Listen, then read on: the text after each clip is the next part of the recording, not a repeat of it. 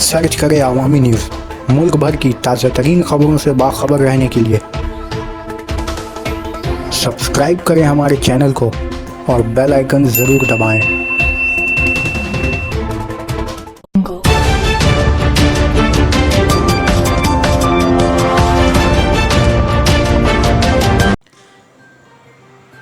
बिहार में mob lynching, चोरी के इल्ज़ाम में हुजूम ने 4 अफराद को मौत के घाट उतारा। मुल्क भर में अब मॉब लिंचिंग के वाक़यात थम नहीं रहे हैं। ताज़ा वाक़या रियासत बिहार में पेश आया। बिहार के छपरा में चोरी के इल्ज़ाम में 3 अफराद को गांव के कुछ लोगों ने पीट कर मौत के घाट उतार दिया। महलूक की शनाख्त के बाद अहल खाना ने सदर अस्पताल के बाहर हंगामा किया, जिसके बाद पुलिस ने एहतजाजियों पर जमकर लाठी बरसाई। उन्होंने मालिकीन को बेकसूर बताया है। अहल खाना ने इस मामले को हुजूमी तशद्दुद बता रहे हैं। वो हुकूमत से जांच और कार्रवाई का मुतालबा कर रहे हैं। इधर गांव वालों का कहना है कि ये लोग गाड़ी के साथ भैंस चोरी करने आए थे। पुलिस के मुताबिक सारण ज़िला में भी भीड़ 19 जुलाई को सारण ज़िला हेडक्वार्टर्स छपरा में नाराज़ लोगों ने 4 मुश्तबा अफराद की ज़बरदस्त पिटाई कर दी, जिसमें 3 की मौत हो गई, जबकि एक ज़ख्मी शख्स अस्पताल में ज़ेर इलाज है। बताया जा रहा है कि यह वाक़या सुबह 3 बजे से 4 बजे के दरमियान पेश आया।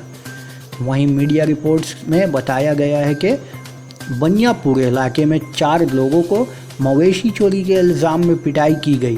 पहले खबर आई थी कि 2 लोग की इस पिटाई में मौत हो गई, लेकिन बाद में पुलिस ने 3 लोग की मौत की तस्दीक कर दी।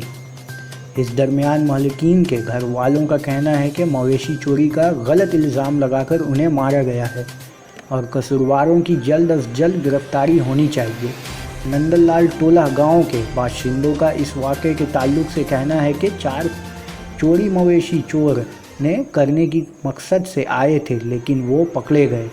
मकामी लोगों के मुताबिक ये चोर पिकअप वैन लेकर आए हैं और उन्होंने एक घर के बाहर बंधे हुए मवेशी को खोलने की कोशिश की, लेकिन मवेशी मालिक की नींद खुल गई और उसने शोर मचा दिया। शोर की वजह से आसपास के लोग जमा हो गए और चोरों को पकड़कर पिटाई शुरू कर दी। अब पुलिस ने इस पूरे वाक़े की जांच शुरू कर दी है। वहीं इस मामले पर अब सियासत भी शुरू हो गई है। राज्यसभा रुकन और आरजेडी लीडर मनोज झा ने कहा कि मरने वाले चाहे मुजरिम ही क्यों ना हो, लेकिन सज़ा देने का हक सिर्फ कानून को है।